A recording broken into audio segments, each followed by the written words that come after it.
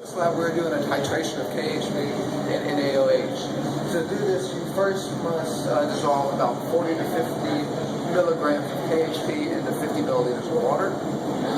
You get a burette and you prime it 3 times with water and NaOH. After that, you add NaOH to the 0.0 marker on the burette. After you set all that up, you have to make sure to add an indicator into the tank. Then you turn the stop pump on the burette. You let about 15 milliliters run before you actually have to slow it down.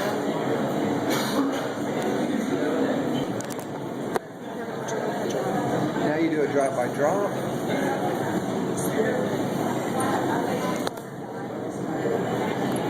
It helps to agitate the solution.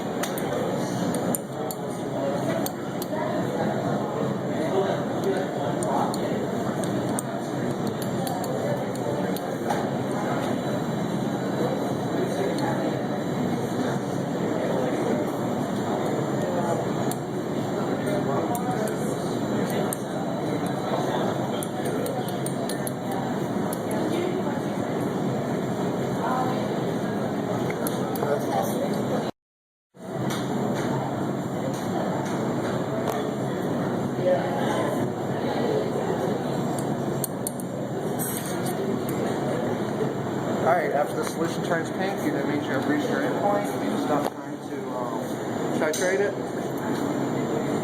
And you read the volume of the NaOH, which started at 0, is now at about 17.98, pretty close to 18. Write it down right here.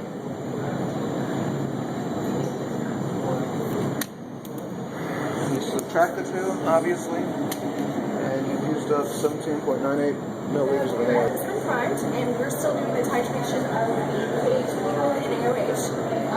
We have filled the burette to the 0 mark, so our final volume can be, our total volume can be determined more easily. Okay, so we're going to let out about 15 milliliters of the NaOH very quickly, and then do the rest drop by drop.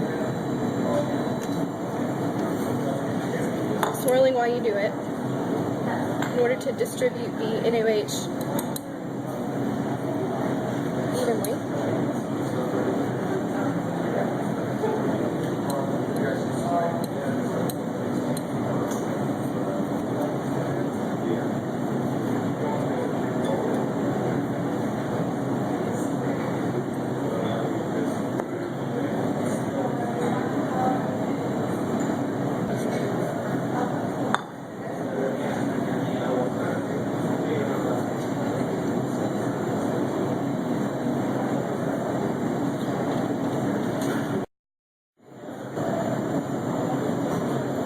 Endpoint is reached once the solution turns a pink color, which is the phenolphthalein interacting with the KHP and the NaOH.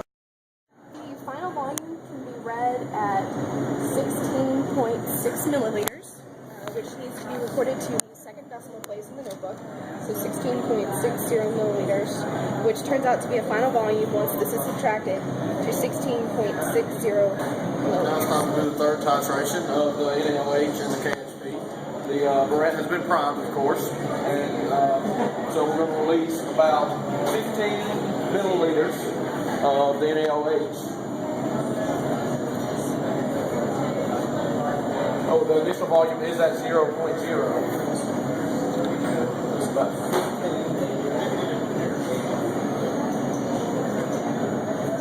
Until the indicator of the phenolphthalein turns the solution pink.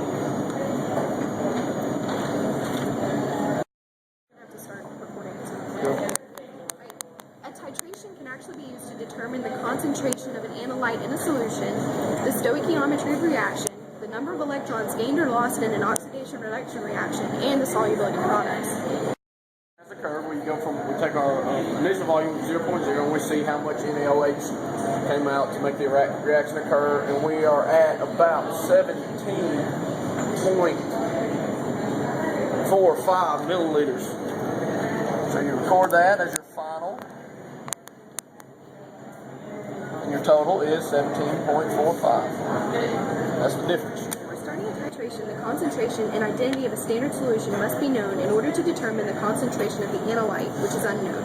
In order to determine concentration of the analyte, the concentration of the standard solution must be known, as well as the total volume of standard solution and analyte added, as well as the volume of analyte added to the solution.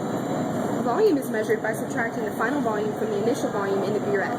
Volume should be read by indicating the meniscus and reading it from the bottom of the graph. I'm with burette, and I'm titrating KHP with sodium hydroxide.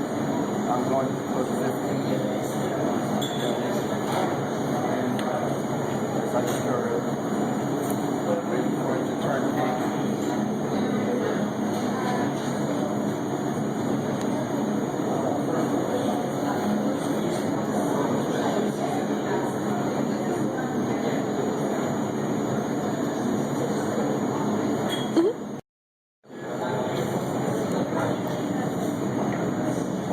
And the total would be 16.03 milliliters.